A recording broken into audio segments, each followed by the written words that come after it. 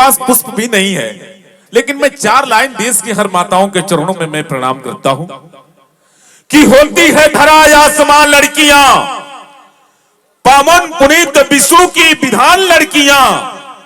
होती है पवन सूत्र सी अटूट साहसी अदम्ब लड़कियां, किसी के लिए प्यार में सनम है लड़कियां,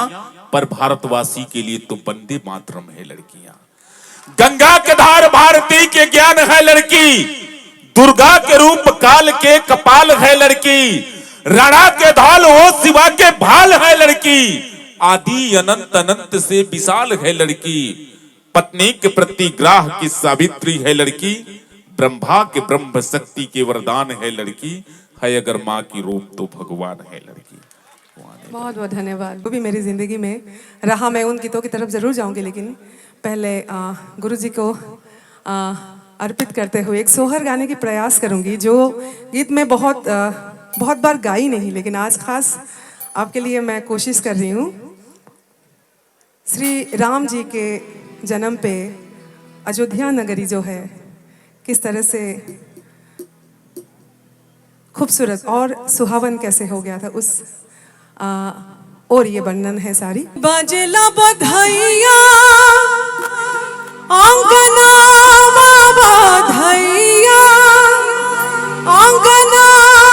बधाइया, कौशल्या के भावन बानो रे, राजा राम लिहले अवतार जोधिया सुहावन लागे हो,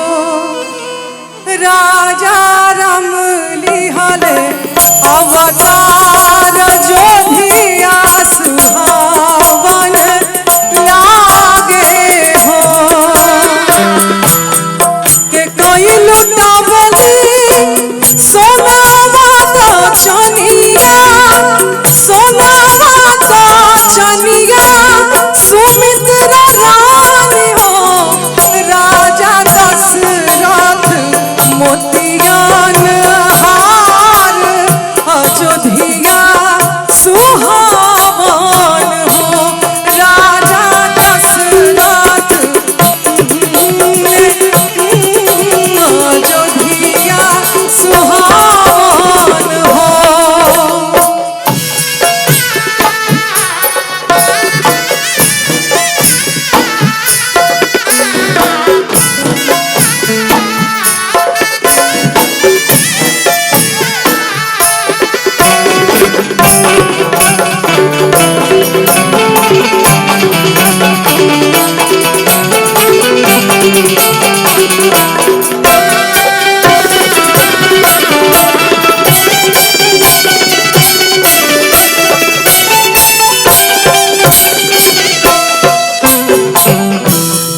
कहीं बजे ढोल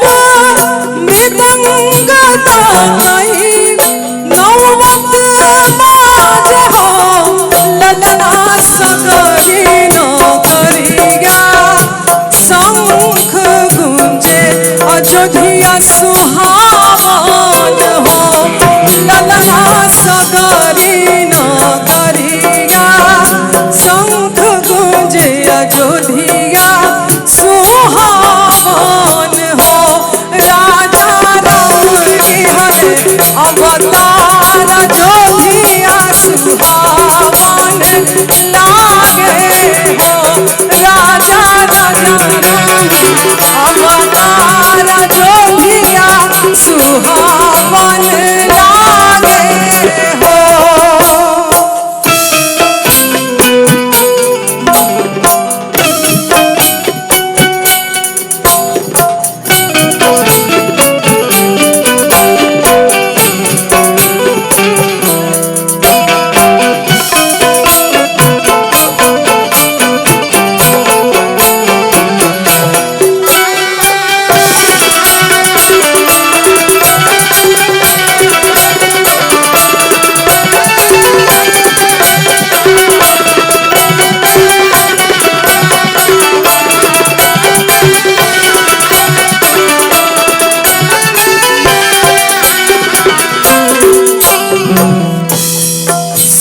झुक नाचले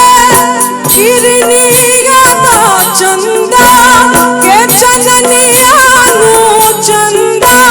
के चननियानु हो अल्ललना झूमी झूमी नाचे नारा नारी ओ जो धिया सुहावन हो अल्ललना झूमी झूमी नाचे नार नारी ओ जो धिया सुहावन हो आबाजना बधाइया अंगना बाता कोसिले